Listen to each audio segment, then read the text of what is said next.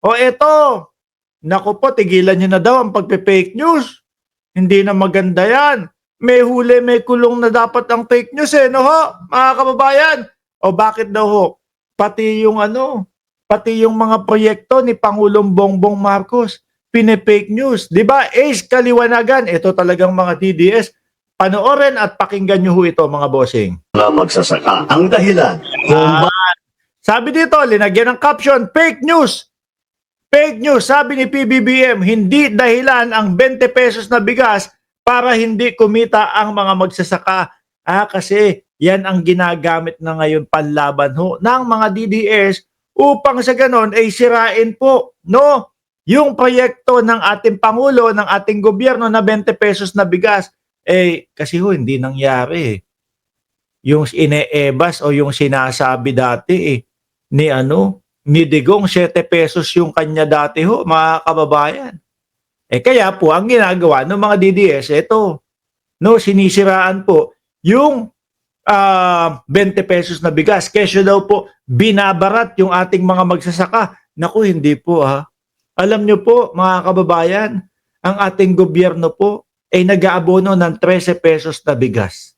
Nag-aabono ng 13 pesos po doon sa bigas, mga bossing. Upang sa ganon, wag lang pong masaalang-alang o wag lang pong mabarat yung ating mga magsasaka. Ano po? At kasabay nito, maihatid naman din po yung 20 pesos na bigas lang po ang dudukutin sa bulsa ng mga kapwa natin Pilipino. Biruin niyo po yun, Tapos sasabihin pa ng mga DDS, naku, lugi ang gobyerno dyan sa ginagawa ni Bongbong Marcos. Kanino po ba nagpalugi? Doon sa magsasaka lang din po natin. Doon din po sa magsasaka natin, mga bossing, Upang hindi naman po masaalang-alang yung kanilang tubo. O sige, magbigay kami ng 13 pesos at 20 pesos yung mga kababayan natin. Para maayos pa din yung kita ng mga naghihirap nating mga magsasaka ho. O tapos, sa side naman po ng ng mga Pilipino, 20 pesos lang ang huhugutin. At eto, ang dami kong natutunan ho dito, mga kababayan.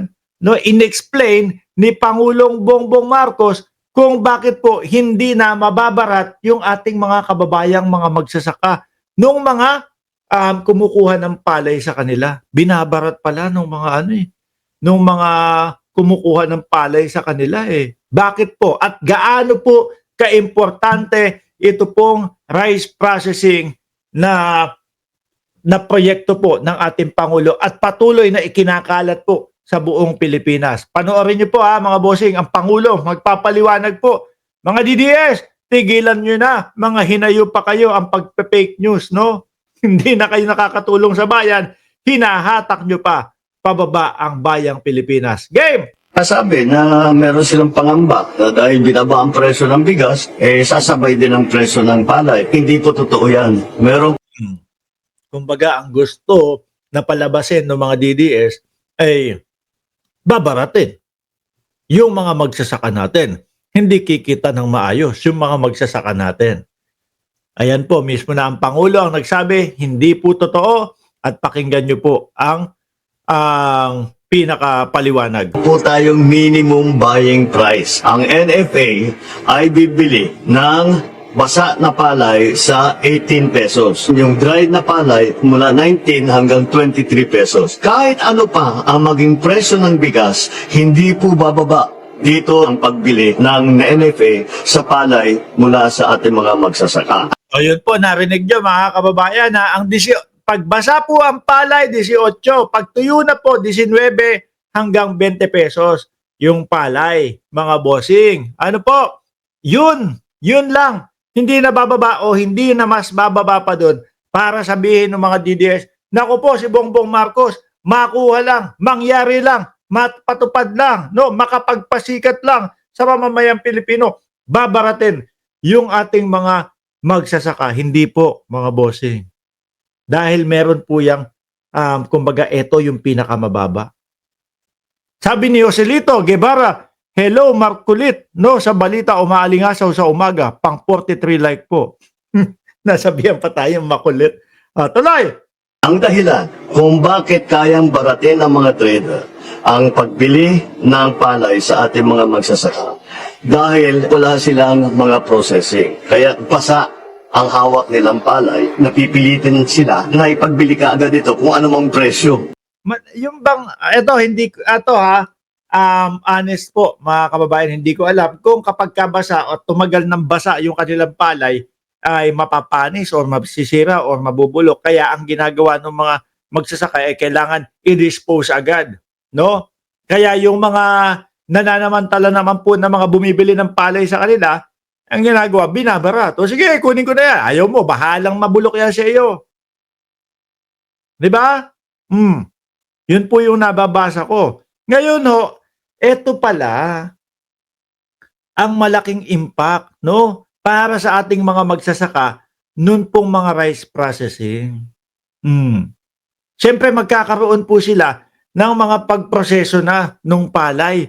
No, ngayon hindi na sila magbebenta ng basang palay. Hindi na sila magmamadali. O sige, eto kahit na sabihin binabarat mo to, hindi ko na ibibigay sa ito kasi tuyo.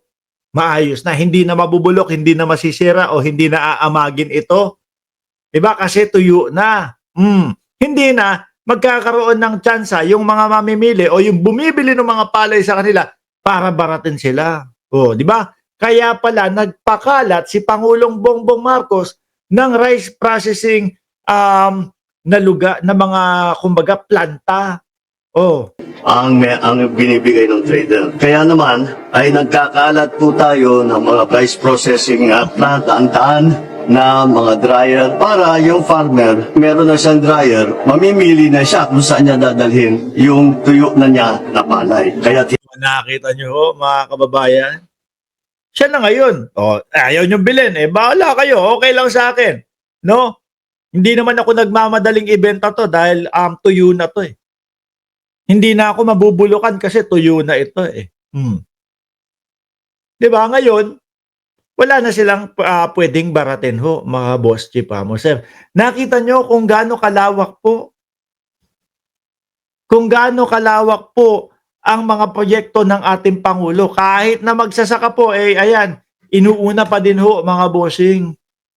Hindi lang, sige, kasi yung mga DDS, inaasar ako. Sigaw sila ng sigaw na nasaan ng 20 pesos na bigas, hindi lang ho dahil doon, kundi dahil po sa kapakanan ng ating mga magsasaka po, mga bossing. Good news ho yan, ano? Pero ayaw na ayaw po ng mga DDS na mapapakinggan at maririnig po yan, mga bossing. Sabi ni Manina Herman, ang sayang po ay yung sinusweldo ng mga senador at Congress. Sabi ni Maria Nina Herman. Naku, nandito yung kaibigan natin na si Simply Talkies. Hindi na maisa-isa listening mode. Shout out daw sa lahat. Pakisuportahan nyo ang kanyang channel. Tuloy. hindi siya mapipilitan na ipagbili yung kanyang palay kung anong presyo ang binibigay sa kanya ng trader. Wala nang baratan. Hindi niya na ako pwedeng baratin. Tuyo na to eh. Di ba? Pag tuyo na, hindi na aamagin, hindi na mabubulok, hindi na masisira. Anytime pwede ko ibenta yan. Bahala kayo kung may makita pa kayo o may mababarat pa kayo na palay na basa. Kasi kaya nga po, dahil isa daw po sa dahilan kung bakit sila nababarat, dahil po minamadali nilang i-dispose kesa maluma, masira, amagin, mabulok sa kanila. Kaya napipilitan po yung ating mga magsasaka doon sa mga ganid na mga mamimili. Ngayon, eto, meron na po na rice processing, mga bossing. Proyekto po ng Pangulong Bongbong Marcos. Proyekto po ng gobyerno ng Pilipinas. Hindi, okay na ho.